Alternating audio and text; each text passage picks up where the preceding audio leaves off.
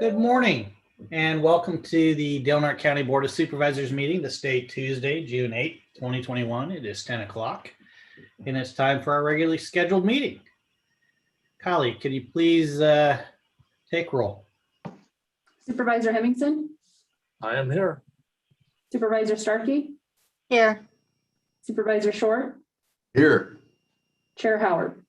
Present. And I'll make note that Supervisor Berkowitz is absent. Thank you. Will you all please stand and join me in the Pledge of Allegiance? I pledge allegiance to the flag of the United States of America and to the republic for which it stands, one nation, under God, indivisible, with liberty and justice for all. Neil, are there any introductions of new employees today?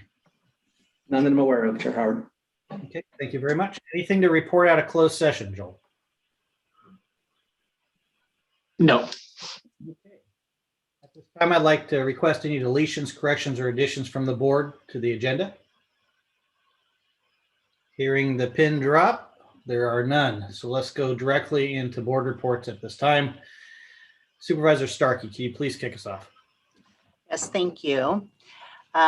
Pretty light last 2 weeks, but I attended the Memorial Day services at the Veterans Cemetery along with Supervisor Hemmingson and Supervisor Short. I had the privilege of attending this ceremony to honor our fallen soldiers. It was a really nice turnout. There was beautiful poetry readings, a song by the Honorable Judge Cochran that brought some tears to my eyes, along with the 21 gun salute. I received some community concerns about overflowing trash cans. Supervisor Short and I reached out to Recology and came up hopefully with a solution. They're going to start their summer collection program early. Supervisor Short appears willing to fight the good fight on this one, and I'm certain that we're going to get these things resolved. I attended a Harbor Commission meeting. They have some really new, interesting ideas that they're developing to bring more people down to the harbor. They had their farmers market, and I hear it was very successful, albeit a little bit windy, but a very successful first farmers market. I attended several of the 4th of July planning meetings. That's kind of my life right at the moment. We got the Hometown Hero nominations that are due today. We've got a decorating contest. Vendors for the beachfront activities are being accepted, as well as parade entries. So if anybody wants to be in the parade, please sign up. I attended the Local Resources for Local Government. It's a webinar hosted by the California Treasurer. I attended the Del Norte County Planning Commission meeting. One of the items was a general plan amendment to rezone property at the end of Wonder Stump Road, with the idea that they could potentially build houses in about 10 years in that area. It was an interesting discussion. Many community members participated in that. Ultimately, the Planning Commission voted to approve the request. I attended the local behavioral health meeting, learned a lot more information about the contract with Sutter Center for Psychiatry, which is on our consent agenda today for approval. I was happy to learn that more agencies are coming to the table to discuss solutions for our mental health crisis that we have all over the world, but we're concerned here about Del Norte County.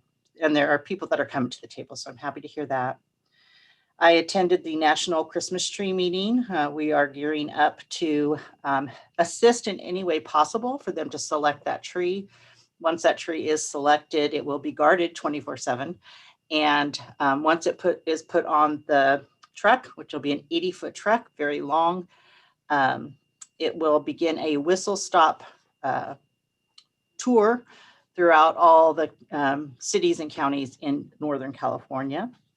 And finally, I attended the city council meeting last night where they discussed the legacy and the old penny saver and some concerns that they had with that and how some of the things are going very well. That was good to hear. They are organizing a cemetery cleanup, and they also came out in very strong opposition of SB 9, which is for accessory dwelling units. So that is my report. Thank you very much. Supervisor Short. Thank you, Chair. I also had a relatively light couple of weeks. I attended a tri-agency meeting As Supervisor Starkey said, we attended the Memorial Day ceremony that was put on by our local veterans. A wonderful ceremony, to be sure. Transportation Commission meeting was canceled. Attended the Planning Commission meeting as well with Supervisor Starkey. Our CTA was also rescheduled till tomorrow. I attended to a few letters from constituents, and I attended the city council meeting. I wanted to kind of publicly thank the custodian and his wife at Joe Hamilton School for trapping the would-be thief in the bathroom until law enforcement could get there and arrest this guy. Not everyone would have been this brave, and I think it's our community is a better place with people like this custodian and his wife in it. So I wanted to express my appreciation there. And lastly, I attended a graduation ceremony from an 8th grade class at Uncharted Shores, and during the introduction of the kids, they were asked what they wanted to be, what they wanted their occupation to be, and what they wanted out of life. And I kind of kept track of what the kids said. A lot of them said financially stable. Quite a few of them said I wanted to be rich, wanted to be successful, nice house, loving family, those kind of things. One girl said she wanted to create her own business, commendable things. But there was one young man that said that he wanted to be a doctor, and what he wanted out of life was just to help people. And couldn't have been prouder at that moment. That was my son, Roy, and I just wanted to congratulate him for his graduation from 8th grade. And that is the conclusion of my report. Thank you. Thank you very much, Supervisor Short. Supervisor Henderson. Yes, thank you, Mr. Chairman. As was mentioned, I did attend the Memorial Day services. As always, it's worth going to. I was asked to attend the Del Mar Fish and Game Advisory Commission meeting and give a report on the status of pink shrimp, the MSC certification, which is the Marine Stewardship Council's certification of a sustainable fishery. And so I gave a kind of a summary of what's going on there. Had a Border Coast Regional Airport Authority meeting where we learned of the resignation of our director, who is evidently going to be our new assistant CAO. So we'll be flying that position and looking for someone new. And Randy Hooper has done an excellent job for the airport, and I'm sure he'll do certainly well as assistant CAO. Attended a proactive financial goal committee meeting. And I was asked by one of the harbor commissioners if we were going to support the split the cost with them on the porta potties that we do for 4th of July at South Beach. I certainly said I think we should. It was too late to put it on the agenda. So if we could put that on the next agenda, Chairman Howard,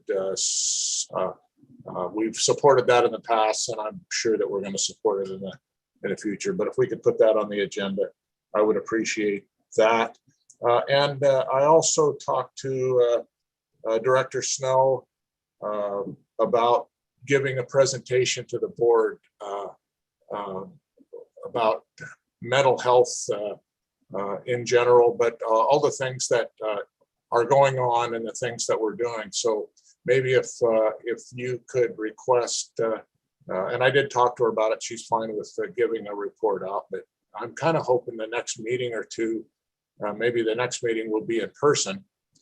And maybe it's too soon, but that would be after the governor has decided COVID has gone away, that we could maybe do that. Anyway, if we could do those put those two things on the agenda, it doesn't have to be the next meeting, maybe the following meeting for Director Snow, but I kind of would like that to be an in-person meeting, if we could work that out. And that's my report. Thank you. Thank you, Supervisor Hemmingson.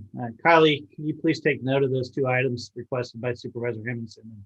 We'll look Yes. to at least one of them being in July, most likely the report from Ms. Snow when we're in person. And then I'll go quickly through my agenda items and reports out for this week. Attended a meeting of the Del Norte Senior Center, which is on the consent calendar today for my appointment, but to see what's going on there. Attended a agenda review to set the agenda for today's meeting. Also had quite a few discussions over the last couple of weeks with Matthew Brady, Director for Regional 1 Caltrans.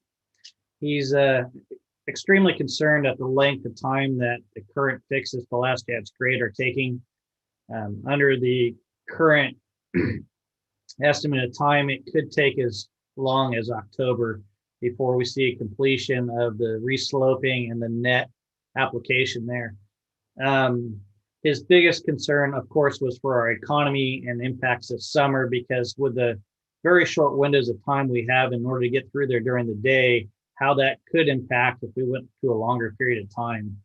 And so we fleshed out various ideas this weekend to get a better information campaign out there to the public, particularly the travelers coming to this area that are getting caught up in that substantial mess that's now taking about an hour and a half to clear cars to go through. And then potentially even eliminating one of the openings, so there would be bigger blocks of time for work to take place on that slope, because the startups and start downs are just not working well for the current contractor to get the project done in a timely manner. So trying to explore all options at this point, while really thinking hard about how it impacts our summer travel season that is absolutely trying to recover from last year's economic impacts with COVID. Spent some time with Jeff Marzell and a constituent in Big Flat over concerns with a proposed Hurdy-Gurdy Creek mountain bike trail. And of course, we're extremely early on in this process. We're not even into the NEPA phase of environmental review, but thought we'd be a little bit more proactive and address these concerns early on and try to get some resolution on what issues might be we might face in trying to put one of these mountain bike trails into our national recreation area. So we'll go forward from there and continue having conversations. As Supervisor Hemmingson discussed, attended the meeting of the Proactive Financial Goals Committee.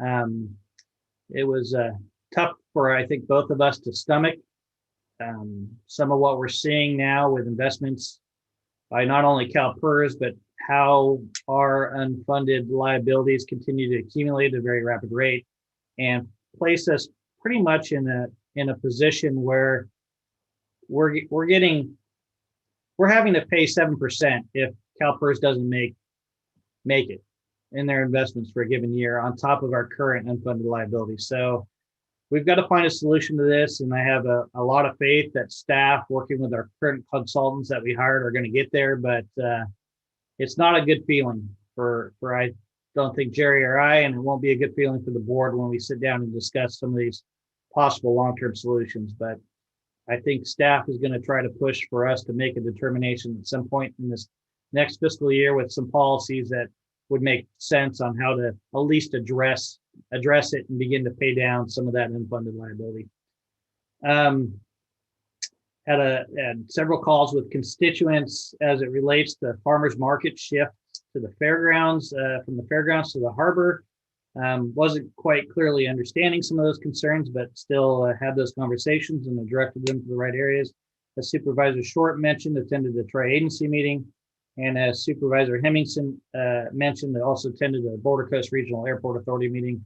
And congratulations to Mr. Hooper for joining the team over here at the county. I think it'll be an incredible fit for us and your background and expertise. Also took some phone calls associated with the current proposed fire assessment. And in addition, took some calls and concerns around SB 12, which I know we'll talk about in much greater detail as that legislation continues to move through committee and a potential position that this board may be asked to take in the future. And that's all I have to report at this time. let's go ahead and move into the consent agenda if we can. I'd like to pull item 12, please. You bet.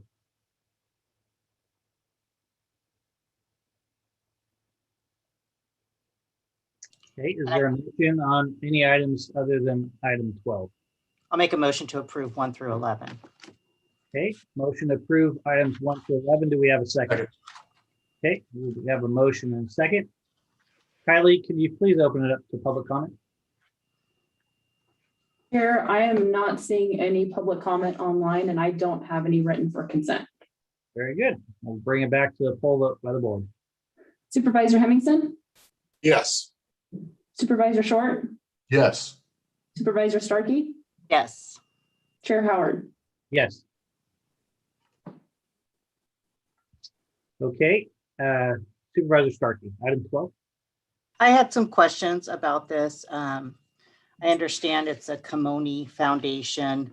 My questions are, is there any documentation for this foundation available? My understanding is that it's just being formed at this period of time. Okay. And my second question, is it common for a government agency to donate to a nonprofit? We do it to the Chamber of Commerce and to the nonprofit, which is the Visitors Bureau, which you sit on. Oh, yeah, okay, I understand. But those two things provide a service back to the community. What would the Kimoni Foundation provide back to the community?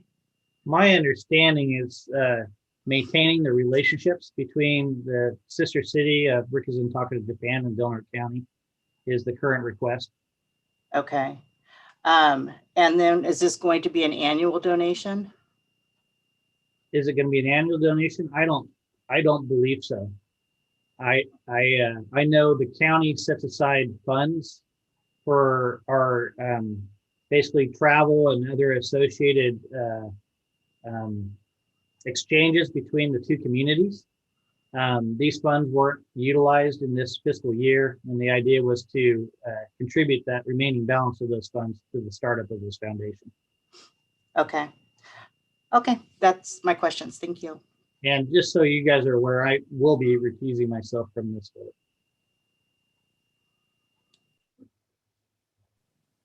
And I don't even know if I could call for a vote. Is that correct, Neil?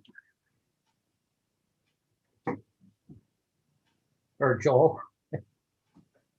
Yeah, if you're going to recuse yourself, but that would make Berkowitz the vice chair.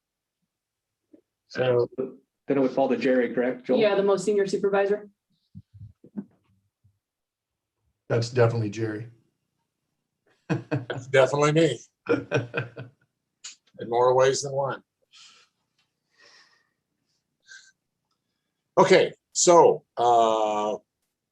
I did have a question, and I know Chair Howard has recused himself now, but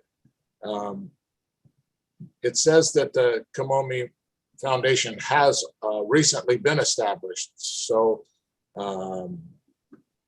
I'm assuming there is paperwork that Supervisor Starkey asked about already. And it looks like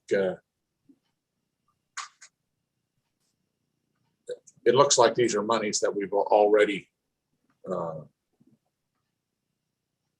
basically done in the past for this particular thing. But anyway, I would ask for any public comment, Kylie, on this item.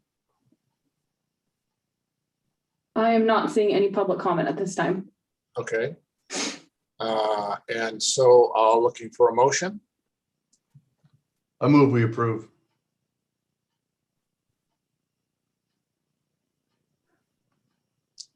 So there is no second. So I would say with no second, it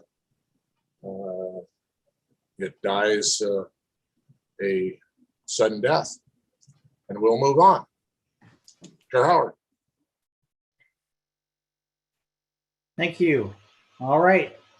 I think it's still early in our agenda. So we're going to go ahead with general government, approve and authorize a step increase of A1 step D, effective November 26, 2020, and to A1 Step E, effective May 26, 2021 for County Council as requested by the Board of Supervisors. Move to approve? I will second that. We have a motion and a second on the table.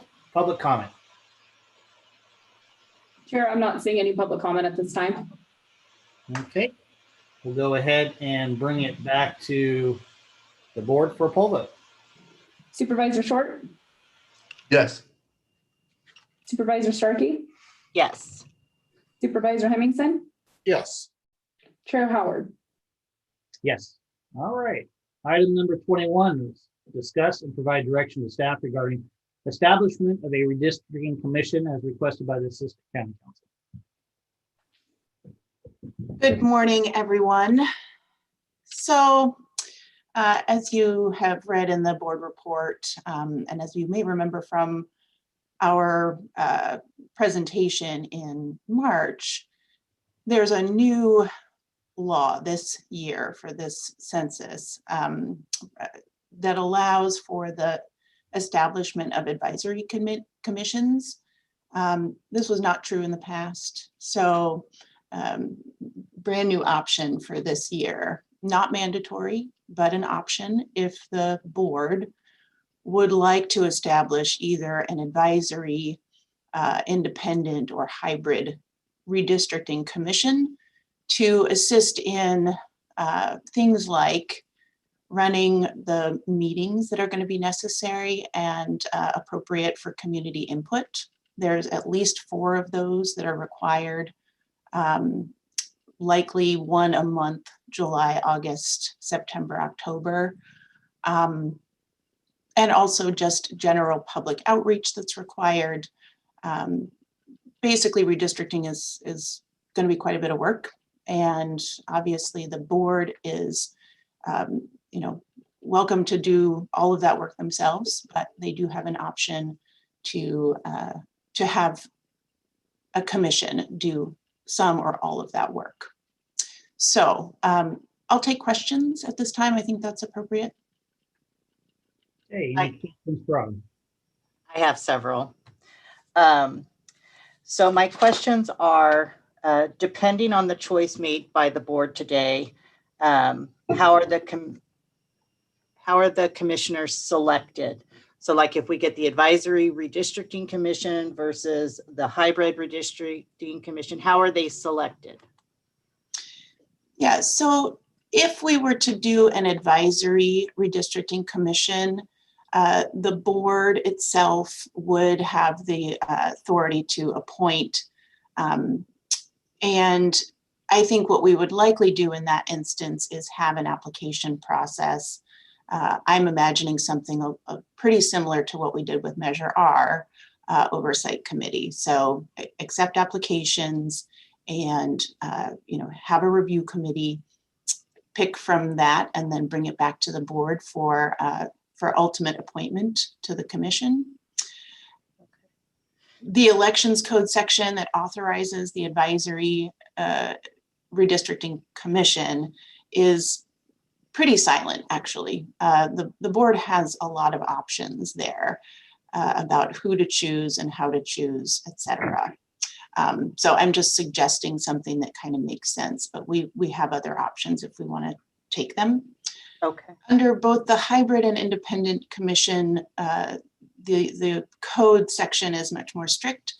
The board doesn't have the option to choose. And so what the code says is no elected official can have appointing authority for that commission. What I imagine that means is that when the board, if the board were to establish either a hybrid or independent commission, that they would designate non-electeds to be the appointing authority for that commission at that time. And then once that happens, basically hands off the rest of that selection process. Okay. In the hybrid choice, it states that 2 or more maps will be presented, and the board has to select one of those 2 maps, or 2 or more. So it has to select one of the maps presented without revision. my question is do you believe that one choice could be status quo as just it is currently?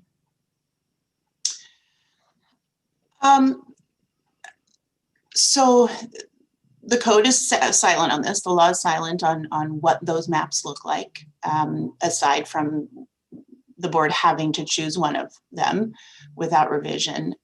My opinion about whether or not the status quo could be one of the options, it's really hard to say without data, but based on last redistricting process, the 10 years ago, and again, maybe you guys remember this from the presentation, there were several districts that were already very close, or maybe even over the line as far as numbers. I think 2 of them had more people than they should or were getting close, and 1 had less or was getting close. And so personally, and I'm just guessing, and this is my first time doing redistricting, so grain of salt here, I think it's likely the maps are going to change a little bit with this census to accommodate for, I think, a growing population and changing populations within those districts. Okay. And then my last question is, and this might be, if this is newer, what did they do 10 years ago? How did the board need to make that selection 10 years ago, or are these new requirements that have come on? They're new. The board did not make this decision last time. I think that last time this, staff basically acted as the advisory commission, but we didn't call it an advisory commission. So yeah, this is a new process. And, as I'm looking around at other counties, every county seems to be kind of doing, what they think is right for them. And some have gone with what I suggested, kind of an application process for an advisory commission. I think that's what most counties are doing, it looks like. So it's vague enough to where we can kind of mold it to what works for us. Yeah, this time around, we will try to be, obviously, do what's best for the county. And with the advisory commission, we have options to be flexible. I haven't actually found any counties that are doing the hybrid model. I looked, and I don't think anybody's picking that one for whatever reason. And the independent commissions, there's 4 or 5 that are doing independent commissions, big counties, 2 of which were dictated. They had to do it, San Diego, Los Angeles, and then Sacramento. And the only county that I found that was doing none of these was San Luis Obispo. So like I said before, that's still an option. If the board wants to take on the whole shebang, they can. So Thanks, Autumn. I appreciate yeah, that. of course. Supervisor Starkey, you're welcome. Supervisor Hemmington. You're on mute. Yeah.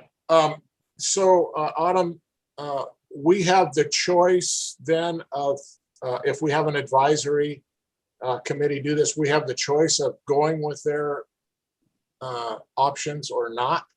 Is that correct?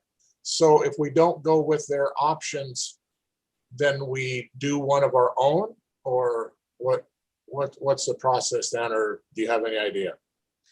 Well, I think that we get some idea from the wording of the hybrid commission that we have to choose one of those maps without revision. Suggests to me that with an advisory commission, you'd be able to modify a suggested map. Going out and drawing your own maps, sure. Telling the advisory committee you don't like any of the maps and sending them back to the drawing board, those sorts of things. You'll be able to direct them to your benefit, basically. Okay. Well, my direction would be then to establish a redistricting commission if we can do that by consensus. Is that what you're looking for? what I'm looking for is direction. If the advisory redistricting commission is what you want to do, then I would bring a resolution back in 2 weeks and we'd establish it by resolution. That is actually required by the code. I didn't want to do that ahead of time if that wasn't the direction, but I can bring something back very quickly. Yeah, If and I think we should do it like we did the Measure R, the same type of thing, have an application process, just like you suggested. So that's what I would go on. I Okay. agree that the advisory is the choice for us. In my opinion, the advisory is the choice, not the hybrid model or the independent commission. So that's where my desire is. Okay, Supervisor Starkey and Chair Howard. Yeah, I'm in full agreement with those comments. So let's go ahead and open it up for public comment. Chair, I'm not seeing any public comment at this time. Okay, Autumn, do you want to vote or do you want consensus? I'm fine with consensus. The resolution that comes back in 2 weeks will obviously require a vote, but at this point, I think I have the direction that I was looking for, and I appreciate everybody's time today. And thank you again, Supervisor Starkey, for those great questions. Excellent. All right, then let's go ahead and circle back to item number 13 on our agenda, which is public comment. Members of the public may address the board on matters which are within the jurisdiction of the board. If you are addressing the board regarding a matter listed on the agenda, you may be asked to hold your comments until the board takes up that matter. Please limit your comments to 3 minutes or less. Kylie? Sure, I have 2 written public comment. Do you want me to read those first or do you want me to go to online? Let's go online. Okay, give me 1 moment. Dana, you are on. Great, thank you. Hi, good morning, supervisors and chairman. Thanks for having me here today. I'm Dana Gilport from, my church is in District 1. I'm the pastor of the United Methodist Church, and my personal residence is in District 2. So I'm speaking on both of those accounts. I'm coming to you as the chairperson for the county's Housing and Homelessness Advisory Group, and coming to you as you discuss how you will be using the American Relief Plan money. As that comes up, I think it's in next month's meeting, I think. We're asking as the Housing and Homelessness Advisory Group that you listen to we're going to be making a request at that next meeting, and we're asking that you put housing and homelessness at the forefront of your mind as you're thinking about allocating those dollars, and consider it a priority because the housing and homelessness is such a crisis here throughout the nation, but really here in Del Norte County. So we're just asking you to keep that really at the forefront of your mind. Thank you so much. Thank you very much. Chair, there's no other hands raised online. I'm going to go ahead with written. Please. This one, I sent you guys some pictures this morning. It's from Pamela O'Neill, and it's regarding county easement perpendicular to Madison between Wildwood and Alexandria. And it says, I would like the following statement included photographs to be presented to the board meeting on June 8th, 2021 and included in the record. The entire length of my backyard runs parallel to the above referenced easement. The area has been invaded by yellow pollen bearing weeds ranging in height from 20 to 40 feet tall. My backyard is covered with this pollen. I cannot open my windows or sliding door. I cannot sit in my own backyard without becoming congested and hoarse in minutes. This is unacceptable and causing me health problems. For years, I have tried to get the county to be responsible for their property to no avail. I cannot do anything about it because it is not my property, so I cannot ensure anyone to take care of it at my cost. My patience has worn out and I have heard every excuse from the county for years. I expect action to be taken immediately. This is a matter of my health and quality of life. Sincerely, Pamela O'Neill. And then I have one more. And this one's from a Paul Ronjoin. And it says, greetings. I would like to make a note to the level of crime on Elk Valley Road over the last couple years. We have some serious problems in our neighborhood. I'm aware that it is not just our neighborhood who has problems, but have you seen the camps and garbage behind the gear sheds along Elk Valley Road? There are people who constantly breaking into people's houses and stealing anything they can. It appears impossible to make a report of crimes or to even get a return phone call regarding such problems. The last few years have been the worst in nearly a decade. I think we need some help finding some solutions. Thank you for your time. And that was it for written. Okay. Thank you very much. Thank you, Pamela. All right. Thank you, Kylie. All right, we're gonna move ahead with our 10:30 timed item, which is approve a forest management plan prepared by Brian Walter Properties by Feller and Associates dated October 29th, 2004, and approve the minor subdivision with tentative minor subdivision map as requested by the Director of Community Development. Good morning, Heidi. Thanks for joining us. Good morning, supervisors. It's nice to be here this morning. Would you like an overview of this morning's request? What's the will of the board? You can nod your heads if you would like it, unless you're prepared to move forward. Well, I just, I don't know if you want to do an overview first, Heidi. I did have a question about the length of time that a forest management plan is considered current, or can you use a forest management plan from 1950? Or, I mean, this is 17 years old. Is that okay? I have to say, this is the first time this has happened with our department. In this particular case, we determined that we felt it was still valid because the conditions hadn't changed, in that the land hadn't been harvested. But certainly an option could have been to require an updated management plan. But I feel comfortable with the fact that we did accept the 2004. Okay, that was my only question. Thanks. Any other questions from the board? Okay, let's open it up for public comment then.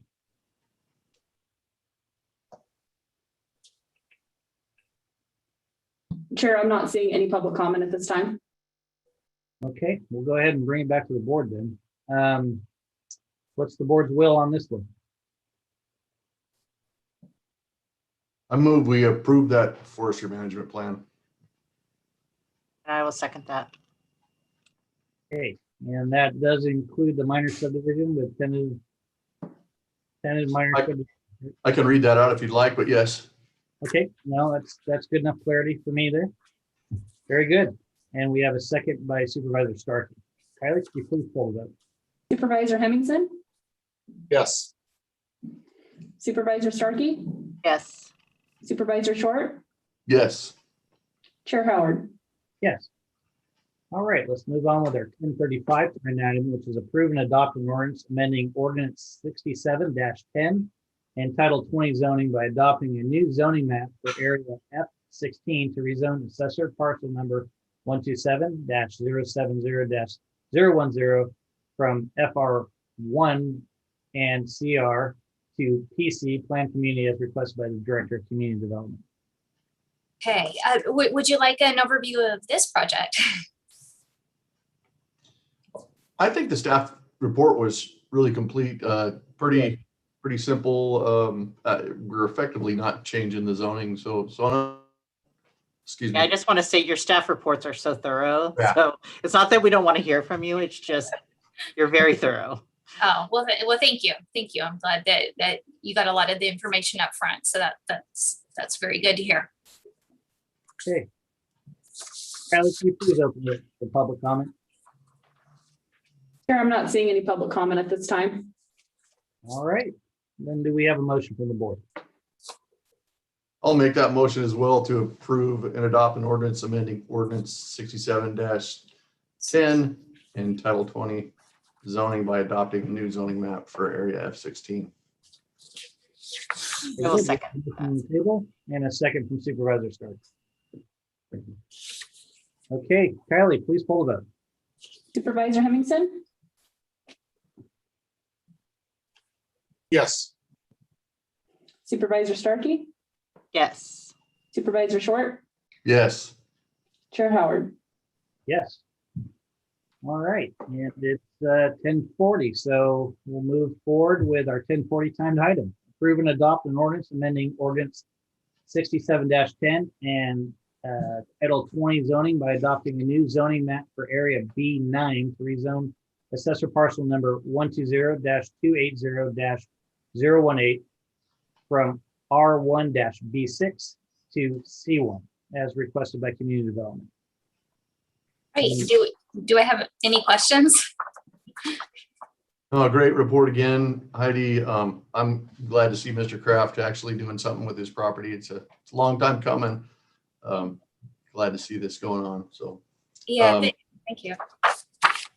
so with that, yeah, I would move to approve this one as well, Mr. Chairman. Thank you. And I'll just stay on the roll and second this one.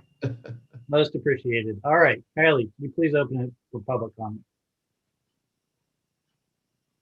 Chair, I'm not seeing any public comment at this time.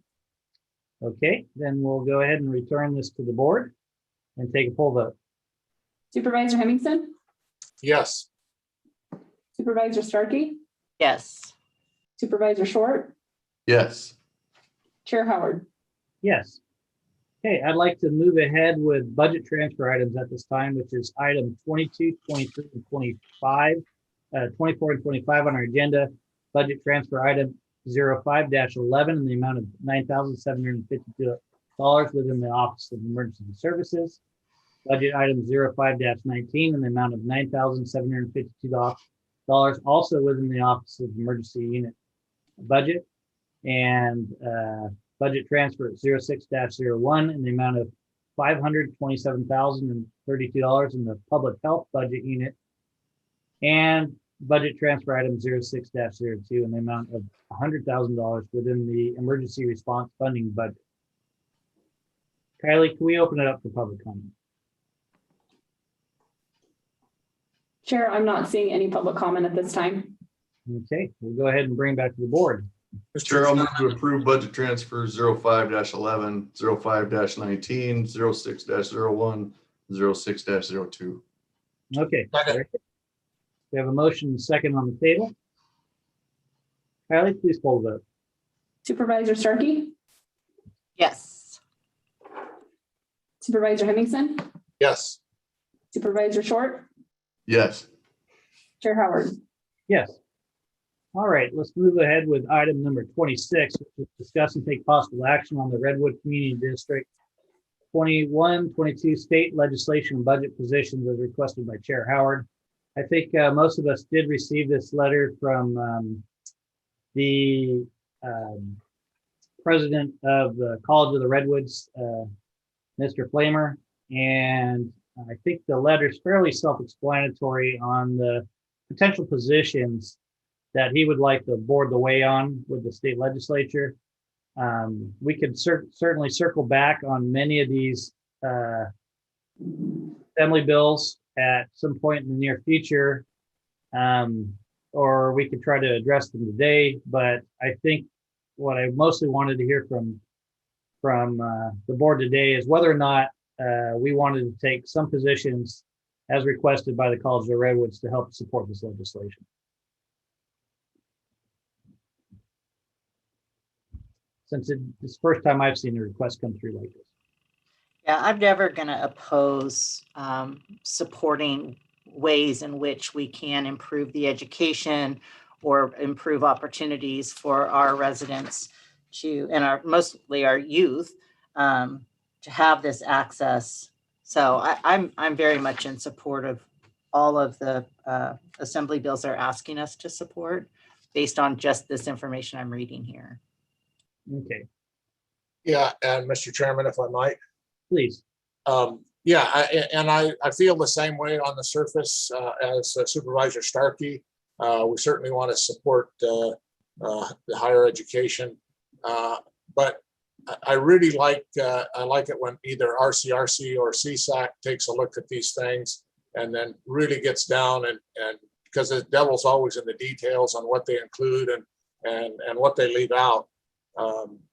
So I'm certainly in support of supporting our community college, but I really would like to see what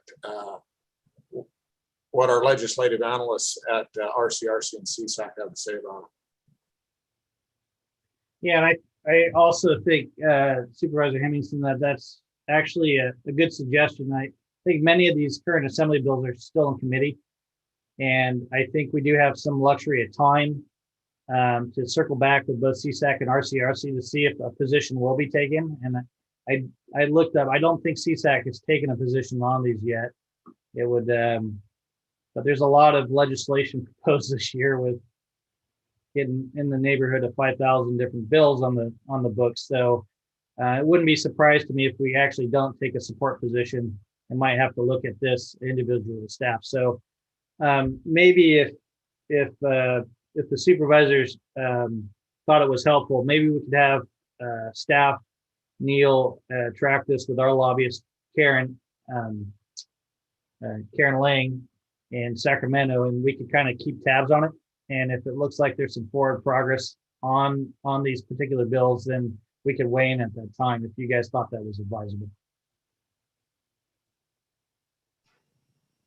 Sounds like the voice of experience and wisdom talking to me. So yeah, I would definitely agree with that. I'm not the senior member though, Karen. We've established who the senior member is. Yes. Senior, just because he is a senior. Yeah, I would like to see the legislative analyst, like I say, Stacy Heaton was taking over that job at CSAC, and she could probably give us the rundown pretty easily on it. Sounds great. Then we'll plan on circling back on this particular one at a future meeting, and if CAO Lopez could keep track of this for us, and we'll go ahead and do it as such. All right, let's go ahead back to our 10:45 timed item, which is a report out on COVID-19 and update from Dr. Raywald. I saw Dr. Raywald join us earlier. Good morning, Dr. Raywald. Good morning. Can you hear me okay? We sure can. Okay. I don't have a lot to report today, but I want to get the board and the public up to date on some news. The main thing is that we have a new vaccination service provided from the state. It's run by a kind of a registry nurse company called Snap Nurse. They have a really great reputation, and we are really happy they're here because they're doing, we can tell already they're going to do great work. So they've taken over our vaccination at the fairgrounds. They've extended the hours. I think the last scheduled appointment, if I remember correctly, on Tuesdays and Wednesdays is 6:30, which opens up after hours for a lot of folks. They're also going to be moving around the county. I think today they're at the fairgrounds. Yesterday they were at Front Street. I think last Thursday they were in Klamath, and we're going to be having them rotate into different locations depending on the demand, but we anticipate them being in Klamath and Smith River on a regular basis to kind of broaden the scope. Right now they're offering Moderna, but we think we can start offering split clinics or maybe 2 vaccines at the same time, because the volume is not so demanding that we're worried about getting confusion. When you're running very big mass vax clinics, they usually run 1 or maybe 2 at a time, but they have to be very careful. But our clinic volume has not been great. It's still steady. Our numbers are slowly rising. I think we're close to about 17,000 doses, according to the state database administered. And I think we're getting very close to about 60% of our seniors vaccinated. Again, we'd like those numbers higher, but it is what it is. Our testing volume has dropped a little bit. Our case counts have dropped a little bit. This last week, we definitely earned credit towards moving to a higher tier, but I have a feeling the tier system is going to go away before we actually move. So we're in red, sort of red, I guess, semi-red for the next week and a half. Probably less than a week and a half now. It's 1 week. So we're looking forward to seeing the tiers go away. I do expect we're going to see a little bump in cases. How bad, we don't know, but we should be a little bit prepared for that. But overall, we're doing pretty well, and get the sense that the worst of the pandemic is behind us, and hopefully it'll stay behind us. And I'll open it up for any questions you may have. Hey, Dr. Raywald, what variants have we identified here? B117, there was a weird variant that's not really on the list that they call the Romanian variant. It's from somewhere, I guess, first described in Central Europe or Eastern Europe. The California variants, I don't think we've seen the Indian variant, which is the one that everyone's watching for. I think we've had one case of the Brazilian variant, if I'm not mistaken. Can't remember off the top of my head. But, you know, we're tracking it as part of the California tracking effort. But we don't really expect we're not going to get all the variants at some point. They should come through in some fashion. We're just keeping an eye on it as best we can, along with the state. The state is geared up to monitor for variants on a kind of a regular basis and ongoing into the future for an undetermined amount of time, because they really are going to need to focus on new versions of this virus as time goes on. So we're going to be part of that. Are they finding anyone more particularly lethal or infectious than the others? Well, the P1, the Brazilian variant, is more infectious. The Indian variant is definitely more infectious. The UK variant, the B117, is more infectious. They all are potentially more lethal. It's just not like they're like twice as lethal or 3 times as lethal. That hasn't shown up, but they're definitely the same mechanism that makes them more infectious makes it easier to spread once it gets a hold of someone. And for susceptible people who are kind of at risk to start with, it just, the odds are a little bit worse that they might not do so well. So they're all a little bit worse. They're just not, you know, like twice as worse or 3 times as worse or anything that bad. So yeah, the variants are more infectious, and by the same token, they're probably all a little bit more lethal. Hopefully most people will still do well with them. And the vaccines still seem to be protecting. So that's all good news. That is. All right. Any other questions for Dr. Ray?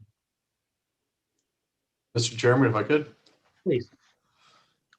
Dr. Ruel, are we finding any changes in our contact tracing? Where are we still finding our positives from family gathering type of things? Or are you seeing anything different?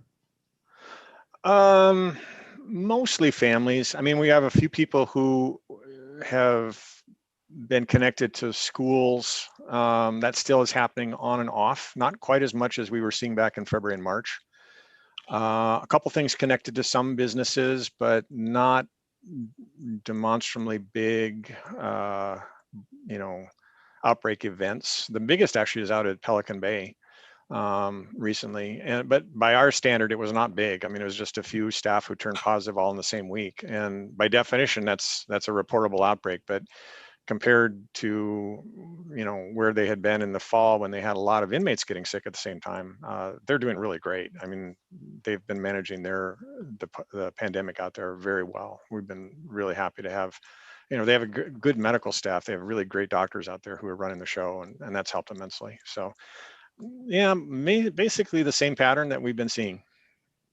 Okay, good deal. Well, thank you. That's all I had. You bet. Supervisor Starkey. Thank you, Chair. Dr. Raywell, thank you again. We are going to very much miss you, but I think we get you for one more meeting after this.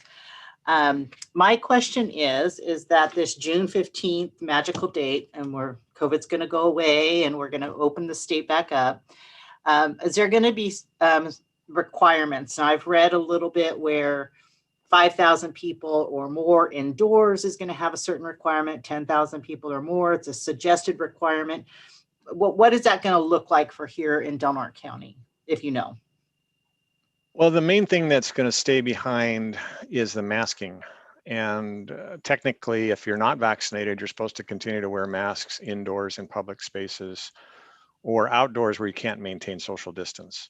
The problem obviously is, you know, who's going to check, and, you know, are people going to actually follow through on that? You know, if they're not vaccinated, are they going to do that? And we think probably not most of the time. So it's going to be hard to distinguish people. So we're kind of looking at a future where, you know, for practical purposes, most people are going to be unmasked most of the time. We are still recommending locally that, especially if you're unvaccinated and you're high risk, and you know you're unvaccinated and you know you're high risk, you should still take precautions. The best precaution is to get vaccinated, but obviously some people aren't there yet. So that's the main thing that's a holdover. The capacity limits go away. The distance requirements indoors for most business venues are pretty much gone. Like you mentioned, the mega event where there's literally, you know, 5,000 or 10,000 people indoors. They still want to place some restrictions on that as a precaution, because that potentially could be a lot of people getting exposed if someone was very actively ill at one of those events.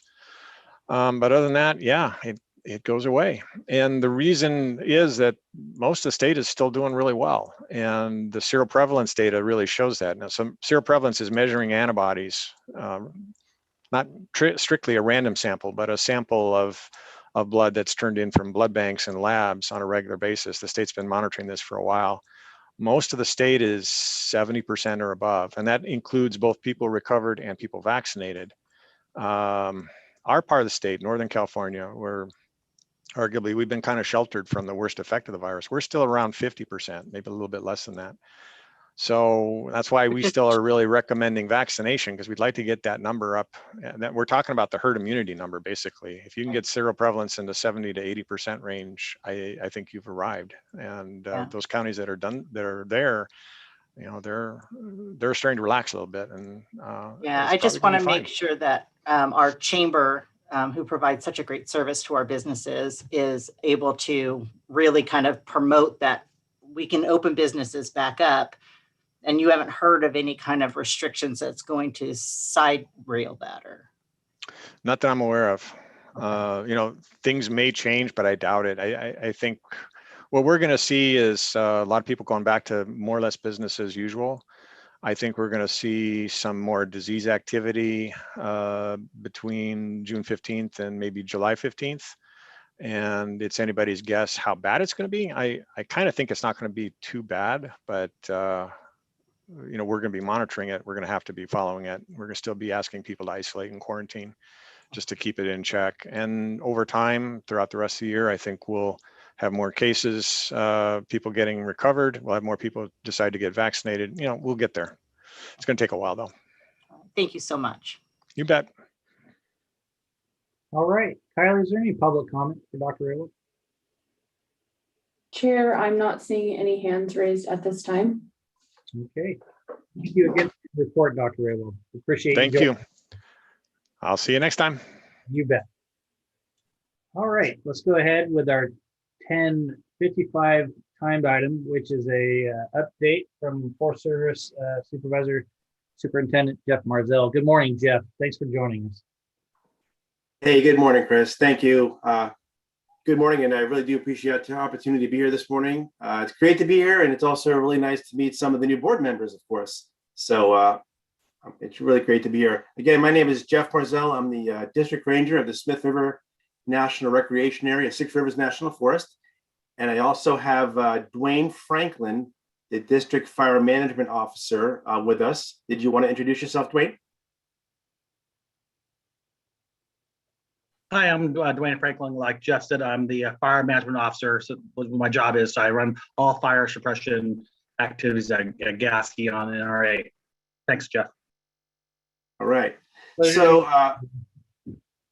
our presentation objectives are to provide a recap of the 2020 fire season, including the Slater fire, which of course happened last year. I'll do that. And then Dwayne will provide a fire weather outlook and sort of the fire conditions for the 2021 fire season. Dwayne will also provide a firefighting resource staffing update. We are seeing some challenges there this year, not just on the district, but across the whole region. And then we'll finish our presentation with a discussion about the values at risk. And of course, we'll be available to answer any questions that you have afterwards. So the 2020 fire season, as most of you already know, was the most destructive fire season in California history. Over 4.3 million acres were burned, over 10,000 homes were destroyed, and sadly, there were 31 fire-related fatalities. The Slater fire, the one that affected us, started on September 8th in Happy Camp. It burned over 150,000 acres. It sadly killed 2 people and destroyed over 250 homes. Most of those homes were destroyed in Happy Camp, though we did lose a few in Del Norte County. The fire exhibited extreme and unprecedented fire behavior. My understanding is it burned over 100,000 acres in one burn cycle, which we've never seen before. And Dwayne's going to talk a little bit about that. The fire burned approximately 4,500 acres on the Smith River NRA and we did check the fire at Canopy Creek along Canopy Creek Road. Again, an extremely challenging fire, but it was also particularly difficult because of the drawdown of resources, because of all the other fires that were going on. So we had very limited resources here, and we did check the fire with local fire service engines. And I want to highlight the local volunteer fire departments. They were also with us, and their efforts were absolutely critical in securing the fire line at Canopy Creek. So we're extremely grateful for their efforts there. Post-fire recovery, we're beginning roadside salvage operations along the 18 and 11 road, which is in the fire footprint up there. And work on that begins July 8th. And we'll be treating approximately 86 acres along 3 miles of road. And we're anticipating around 1 million board feet of timber to be sold from that operation. So that's a little background on kind of, where things are at coming into the 2021 fire season. And I'll hand it over to Dwayne to talk about some of those other things that I just discussed at the beginning. So take it away, Dwayne. Good morning. Yeah, first thing I'll cover is our fire season lookup. One thing that you kind of already know is we're already dry out. Here at the Gasky, we've already are in moderate and high fire danger for the last month and a half, which normally we are in low and maybe a little bit of moderate. So it's, we're really dry this year. If anybody has traveled up the Smith River, you kind of notice the river's low. I mean, it's low, like it's on August low conditions, which is kind of scary. This in our local area, they're over the hill there in Orleans. They had a fire 2 weeks ago that went 30 acres, and fires normally burn between actually doing 2 and 5 o'clock. This fire started about 6:30 in the evening in grass, went up the hill, got into timber, and torched out trees, and kept on going. And people were surprised, that fire did that late in the evening, and that burned that got that big that quickly. Just that that first burn period. So then last week Hoopa had a fire that was 6 acres. Nothing close to 30 acres, but we were able to get people there quickly and suppress that fire. But the people that were there are saying that the fire was actually burning that next morning, which shouldn't have been happening. So just looking at our local conditions, we're a month and a half ahead of schedule for fire season. So we're looking at already middle of July conditions for the area. We also we've been staffing fire staffing, which means that we have people on 7 days a week for the last 2 months. Normally we start that probably about this time of year, so we're already almost 2 months ahead of staffing for fire season. So fire season, it's here. It's been here for about almost 2 months. So that's kind of perspective where we are. We're getting some weather in this week. Hopefully that's going to cool things down, but it's just going to pause us for a few days, maybe a week, and then we're going to be right back where we were. So there's a little bit of rain slows things down, but it's just a pause. And unless we get days and days of rain, it's not going to help. The other thing with this year is people and last times I've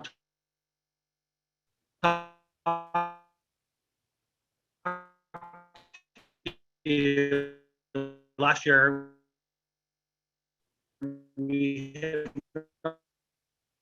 Dwayne, we're having trouble hearing you. At least I am anyway. Probably have fire in. Jeff, can you take over there? Hey, Dwayne. This year, Hey, Dwayne, hang on a second, Dwayne. We're really, you're not coming in very well right now. 1 week, no bartender. Dwayne, you hear me? Can you guys hear me now? Can you hear me, Jeff? Yes. Not so well. Maybe so you're talking about staffing. I think I can provide an update on where we are with staffing. It just sounds like, I don't know what's going on, but your connection's pretty poor right now. Sometimes if they turn off their video, it allows them for a little bit more bandwidth. Yeah, why don't you try that, Dwayne? Yeah, why don't you shut your video off and see if it comes in a little bit. Can you hear me now? Yep. Yeah, there you go. Try that. Okay. So, sorry about that. So, like I told you, in our normal year, we have 2 fire engines, 7 days a week. We have one water tender, 3 patrols, a hush-out crew, and a lookout. This year, we're looking at having just 1 fire engine, no water tender this year, and only 2 patrols. The reason we're having issues this year is because of just we have a lot of jobs available, but people are either leaving the Forest Service they're going to other jobs like the prison or out-of-state jobs. We're competing against minimum wage. Minimum wage is now close to $14 an hour, like that. Our beginning firefighters are about that same rate. Years ago we were probably paying $2 to $3 more than minimum wage, and that's really affecting us getting firefighters. And also other departments. If you're other departments or other their people are getting $100,000 a year, and we're competing against that. Our firefighters, when they're on fires, going on big fires, they get paid the hours they work. Again, we're competing with departments that get 24-hour pay. So we're losing people to outside agencies or outside jobs, and this is known by the by the Secretary of Agriculture. He's been talked to. He had a briefing about 2 weeks ago. I know Diane Feinstein has been talking to him. They're well aware of this problem, but I don't see a short-term fix right now. At least going into this fire season, we're going to be short across the region. Like Jeff said, we're down 17 hush-out crews in California. That's kind of scary. That's all because of staffing issues. Leadership. People are leaving the Forest Service. Across the region, we also are down fire engines. Almost every forest has a couple engines down.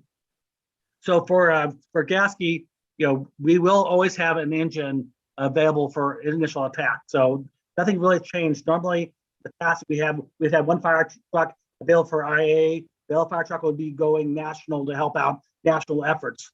This year, we don't have that extra engine to send out, national like that. So we'll always have an engine staffed at Gasky. So that really hasn't changed, other than we can't support, the bigger effort across the region. Our hush-out crew, it's still fully staffed, which we're kind of lucky because our other district in the forest, their hush-out crews are not staffed at the hush-out level. So we're very lucky to have our hotshots. The only down thing about that is they are a national resource. We host them on the district. So that means that if they're a national resource, that means that they go national. They've already been on 2 assignments. Right now they're down in Arizona on a fire down there helping a national effort. So we can't, there's a good chance we won't, if we have a fire, we won't see them because again, we're down 17 hush-out crews, and also, they're a national resource. Again, we host them.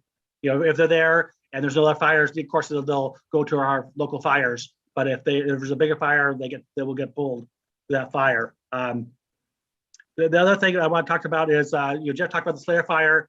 We are dry as last year, or even drier than last year. So if the right events do happen this year, we could get another Slayer type fire.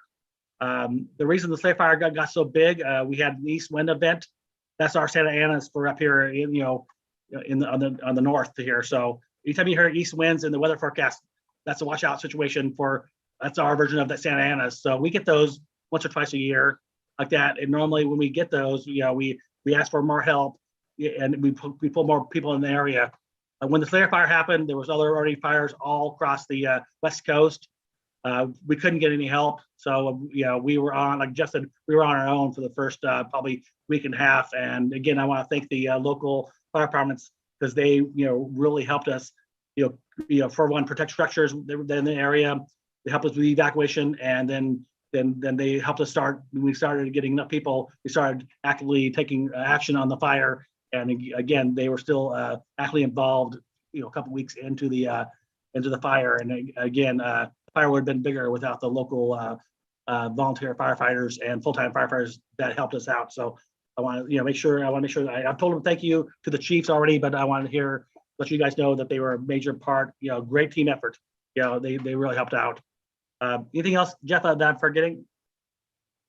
No, Dwayne, I think he covered it quite comprehensively. Thanks so much, Dwayne. I know Dwayne has to run to a doctor's appointment in about 10 minutes, so he'll stick around. I'll see how quickly I can get through my material, because I assume there may be some questions at the end. So hopefully Dwayne can stick around for those. If not, I'll do my best at answering those. So yeah, thanks a lot, Dwayne. And again, as Dwayne suggested, with the unprecedented drought and the reduction in firefighting resources across the region, and what I heard is we're down 20% with crews and engines across Region 5.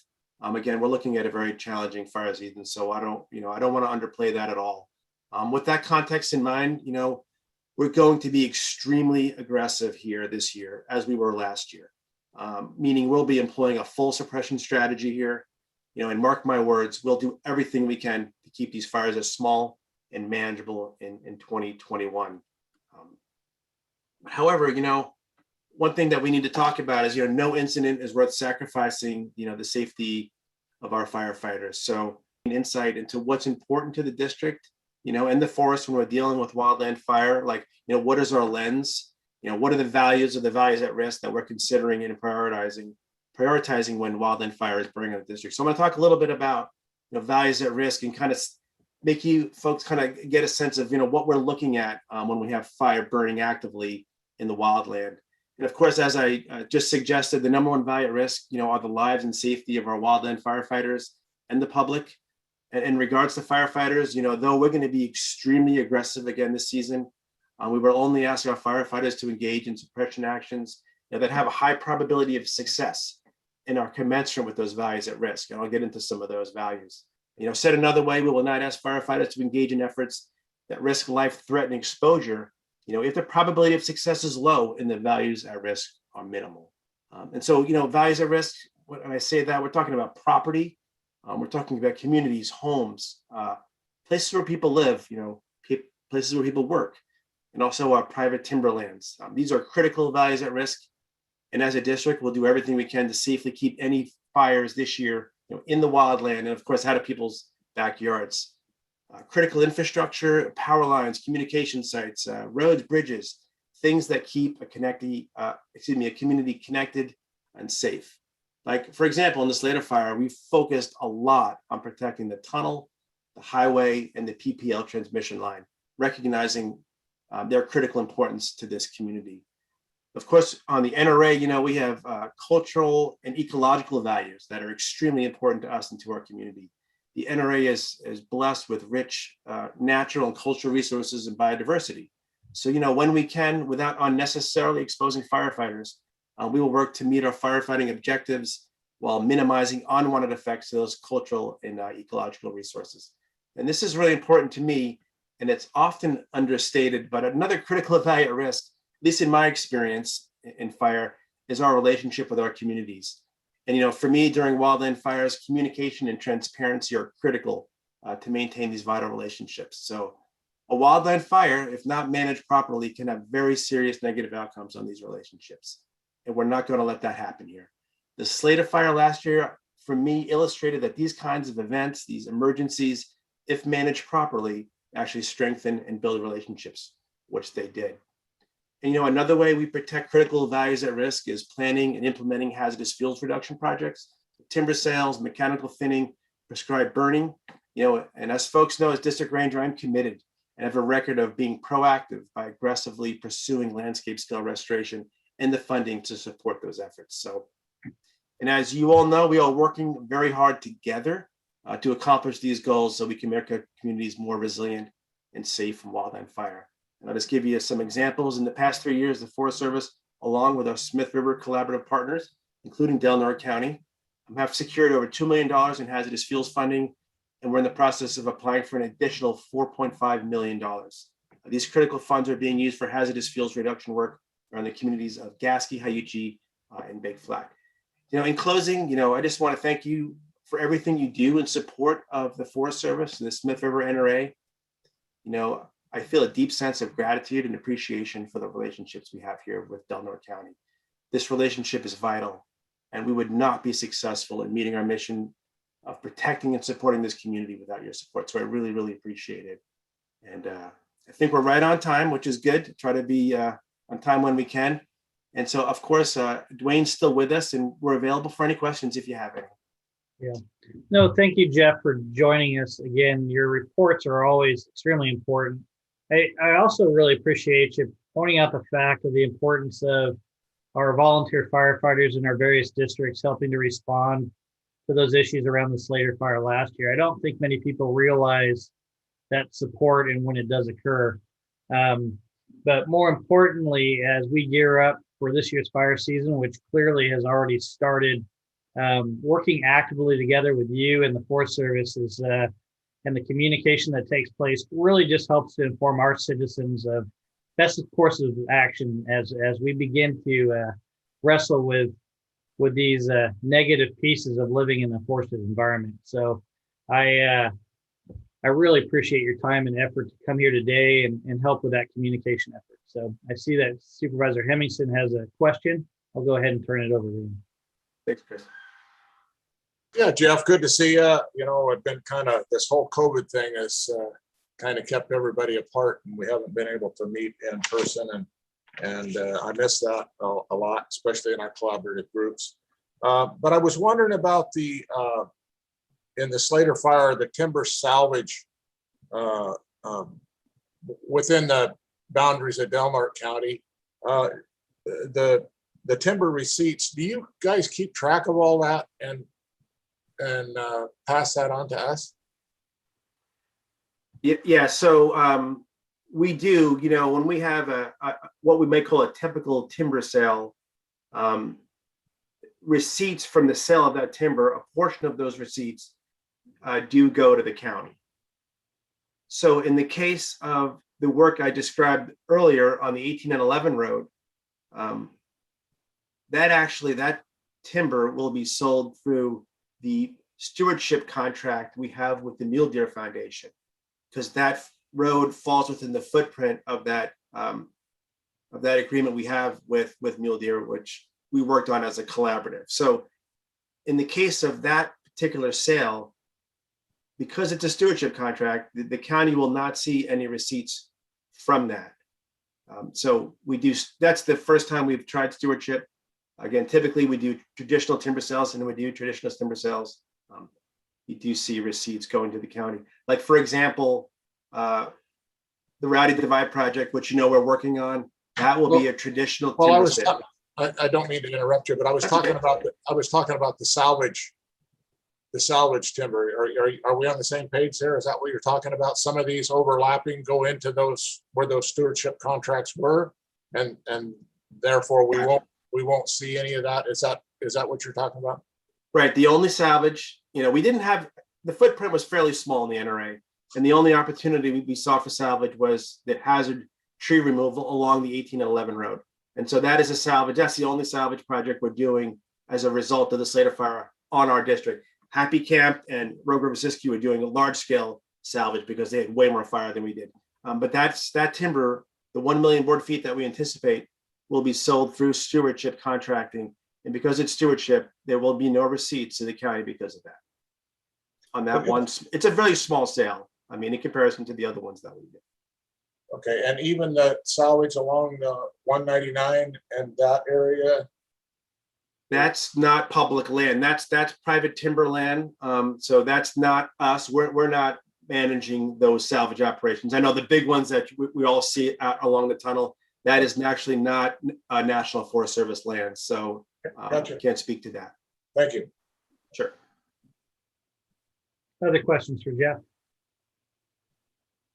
Not really a question, but a comment. As a local volunteer, sorry to hear you guys won't be having a water tender or that second engine, but we have quite a few water tenders sitting in the barn. So if you need any help, just give us a holler. Yeah, absolutely. Yeah, we appreciate that. And again, I just want to reiterate, I mean, last year was just so challenging because of the drawdown.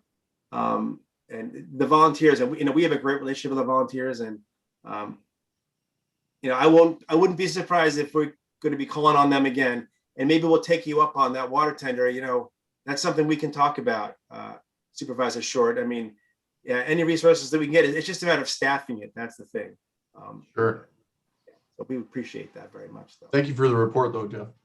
Well, and I just want to add, we are having a public meeting on June 29th. Many of you were invited to that. I know Supervisor Howard and Supervisor Hemmingson, I've seen that invite. If you want to forward that to the rest of the board, please do so. And that'll be on June 29th from 9 a.m. to 11 a.m. and it'll be virtual. So perhaps you can push that invite out to others if you feel you want to. So, but we'll be talking about the same stuff we just talked about now. It may be somewhat redundant, but it'll be a different context, and there'll be some other speakers, including the forest supervisor, our chief one, and actually Kimmy Scott from Delaware County will be presenting at that meeting as well. Okay, thank you very much. Kylie, let's just open it up for public comment in case there's some public comment out there. All right, Chair, I'm just going to give it a few more seconds. And I'm not seeing any public comment at this time. Okay, we'll circle back. Jeff, thank you again. Really always appreciate this. Thank you very much. Have a nice day. All right, we did have an 11:05 time item, and that piece of our agenda has been canceled due to some unexpected circumstances. So we're just going to go ahead and move into item number 27 at this time. And that is to approve and authorize the chair to sign and send a letter of support for the Talawadini Nation fiscal year 2022 congressionally directed spending request for wastewater infrastructure improvements to provide safe and reliable water services to 150 lower income residential households as requested by the Talawadini Nation. Do we have anybody from the Talawa here today? Give me one moment. Tim, you are on. Good morning, Chair Howard and supervisors. Tim Hoon, Planning Director here at Talawadini Nation. Good morning, Tim. Good morning. Would you like me to provide some background on the project? Yeah, we're asking the county to support this wastewater project. And as you may know, we've spent about the last 18 months or so planning what's the best way to treat the wastewater at the former Ship Ashore and Salmon Harbor, now known as Houndquet Village and Resort. There's an outdated lagoon system that serves this community now. Primary residents of the community are 150 lower income families living in mobile homes and some permanent RVs. And the North Coast Regional Water Quality Control Board, has expressed great interest in removing the lagoons. They sit a quarter mile from the Smith River estuary. They're unlined. It's just not an environmentally sound way to treat wastewater.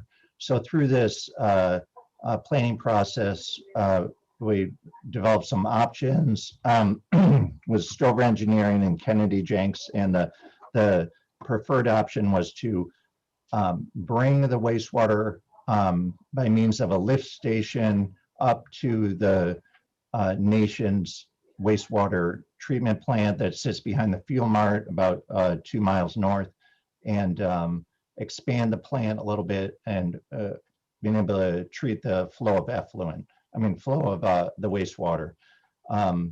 This would eliminate those ponds, and the project was vetted and it's actually fully permitted by the county and the Coastal Commission. So we have a fully permitted project. The other part of the plan grant was to determine how much this would cost. Well, the cost is $15.5 million.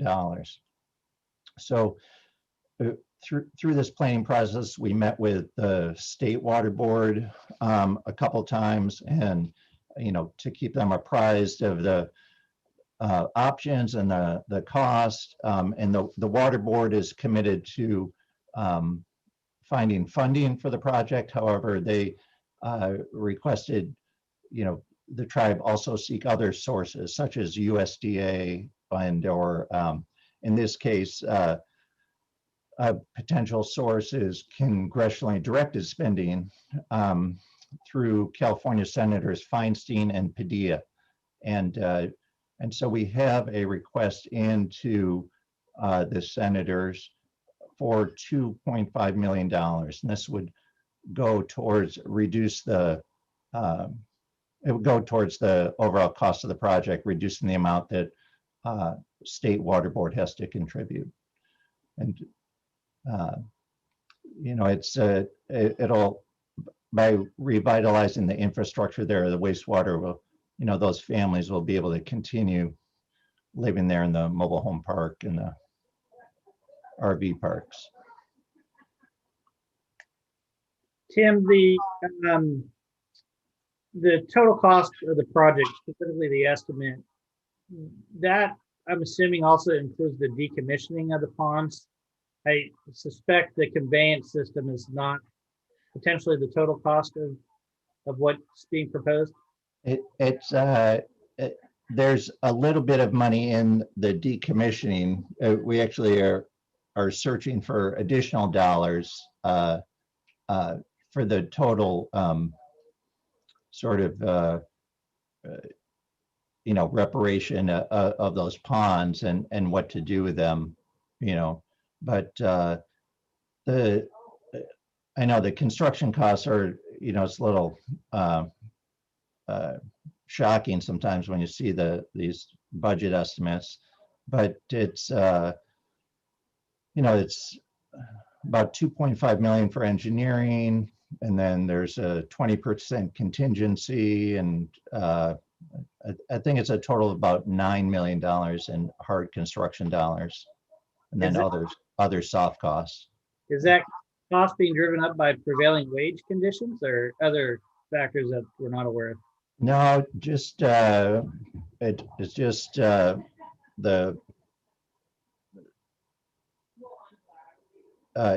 engineering, the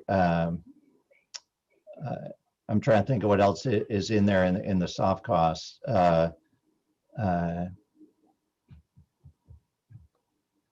Primarily engineering and contingency, is what in there. It's pretty, just engineering dollars. Yeah. Okay, very good. Supervisor Henderson. Yeah, hi, Tim. Good morning. What's plan B if you aren't able to secure these funds? You have a plan B, or are these people going to be, you're just going to have to close everything down? Is there something else that will work? During the planning grant, I think that's a good question, right? Because it's a lot of money we're searching for. During the planning grant, we looked at a couple other options, one of which was to replace the lagoon system with kind of a smaller package plant right there in the same location, and that was actually $1 million more than this other solution, the expanding the main plant and bringing the wastewater up there. And that package plant had the disadvantage of there's right now the effluent is disposed of sort of on the property. There's 16 acres adjacent to Highway 101. So it's a not an ideal effluent disposal situation, as opposed to the main plant has a very good effluent disposal field a couple miles north at Gilbert Creek property. So that if we had to come up with so that was the only other plan B considered. If there's say funding was not available, we might look at, is there some mitigation to do to improve the system, such as lining the ponds, would be a different, might help with some of the environmental concerns. But the water board seemed very, this project is a high priority for them. just they use the examples of Willow Creek and a little town there on the Trinity River. The small communities served by wastewater, and it just costs a lot of money when there's not a lot of customers served by the system. Thank you. Understood. Tim, I see that Troy is on with you. I would definitely encourage, I know you guys have had quite a few changes up here in the past year. Definitely would encourage you and Troy to speak with council about getting the 2x2 process reconvened again. It would be helpful. I know we're collaborating quite a bit with Talo Adini and have in the past, and I'm sure we will do more like this in the future. It'd be good to continue to get a heads up on some of these projects early, especially with what Jerry's been working on with the Smith River Collaborative and those efforts. So my hope is that we could get some dialogue and open line of communication going on these projects much earlier with that 2x2 process like we've had in the past, and have some introduction of your new council members. And if you could share that, if you and Troy could share that with council, I'd really appreciate it. Yes, thanks, Chair. I'll certainly pass that along. And yeah, there's been a lot to talk about with this project as it's moved along through the permitting process. We're really appreciate the county's community development department's help and then actually issuing that permit for the project. So having that permit in hand makes finding funding a lot easier. So I'll certainly pass along the 2x2 and a desire for additional communication, and we look forward to that. Thank you very much, Tim. Okay, Kylie, unless there's further questions, let's open it up for public comment. Sure, I'm not seeing any public comment at this time. Okay. Then I'll entertain a motion from the board.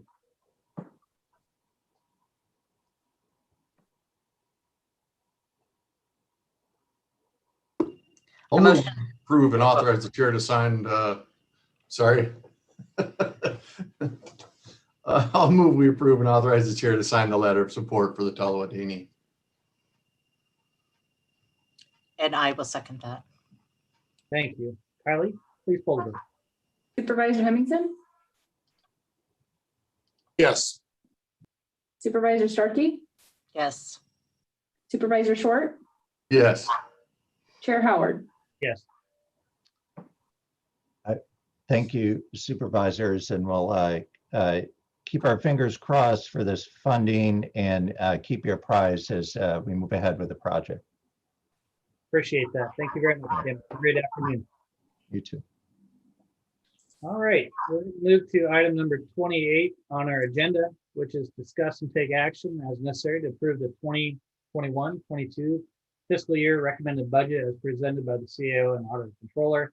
Approve attached position list for establishing, eliminating, reclassifying, and adjusting salary ranges as requested by CAO and Auditor Controller. Direct the budget team to continue review and analyze each departmental budget to identify all available expenditure savings options and realize all revenue available. Direct departments that no fixed asset purchases shall be allowed prior to the adopted budget without board or supervisor approval, and direct departments that no budget transfers will be allowed, transferring funds from salaries and benefits to any other category unless determined to be expenditure necessary for the operations of the CAO, Auditor Controller, and accept recommended children's budget as presented in attachment B as requested by the County Administrative Officer and Auditor Controller. Neil? Yep, thank you, Chair, Board of Supervisors. As stated in the report prepared by myself and County Auditor Controller Clinton Shad, before you today for consideration and approval is the fiscal year 2021 and 2022 recommended budget. The approval of the recommended budget is the first action requested by the Board of Supervisors in the budget process and provides spending authority as of July 1, which is the beginning of the new fiscal year. The recommended budget is county's interim spending plan until the board adopts, the adopted budget is approved by the board on or before October 2nd per government code. The adopted budget process will take place over the next few months, and the goal will be to have a balanced budget before the board at the second regularly scheduled meeting in September. I wanted to thank all the departments, administrators, and fiscal staff for all the hard work and their assistance in putting this recommended budget together. I wanted to thank the auditor controller, who is the second part of the county budget team, as well as our human resources manager, our risk manager, and IT director, Dan McCorkle. And with that, does the board have any questions about the recommended budget presented to you today or the attachments? If I could, Chair. Please. I keep forgetting to ask you. My only question is that, because I'm new here, when this is just the preliminary budget, we'll get a line by line itemized thing as we move forward, right? This is just because it's not line by line right now, that doesn't mean that we are not going to be able to see that at some point. Yes, that's correct. Okay. I was just because it seems very much of an overview, and so I just wanted to make sure. Yeah, this is actually the result of the department recommended budgets that are submitted to the county in April. We go through a process of individual budget meetings with the budget team. And that's the result of that is a recommended budget basically before July 1, just to give us spending authority moving forward. Those are good questions, Supervisor Starkey, and I do appreciate you asking, because not only confuses new supervisors, but it also confuses the public. So very important questions to get out there in the table and be transparent. Are there other questions at this time from the board? Okay. Kylie, can you please open it up for public comment? One moment. Norma, you are on. Good morning. My name is Norma Williams, and I am chapter president of the Del Norte County Employees Association, SEIU 1021. To say that 2020 was a challenging year is putting it mildly. Our community faced a lot of challenges due to COVID-19, as did county employees. Despite the state of emergency, the lockdowns, hybrid work schedules, and shifting CDC guidelines, Del Norte County employees rose to the occasion and continued to serve the citizens of our county. We did this while facing professional and personal challenges and juggling an ever-changing environment. I am proud to say that I believe we did exceptionally well. The one thing that 2020 showed everyone is the continued inequities that exist for workers, inequities in pay, in benefits, and work environment. 2020 revealed the many challenges that workers face when up against a crisis that impacts their personal and professional lives, childcare, school, and work schedules. What it showed the union is that what we brought up to you year after year, contract cycle after contract cycle, has not changed. Del Norte County employees are still underpaid against other counties. Work environments must improve to meet the 21st century, as the pandemic showed we are capable of doing. And we still have a recruitment and retention problem, since we continue to root ourselves in the past and are not moving forward into the future. 2 weeks ago, we formally notified administration that we are ready to open contract negotiations. For our new supervisors, our contract expires this year on August 31st. Our union intends to present targeted as well as general proposals that are innovative and forward-thinking.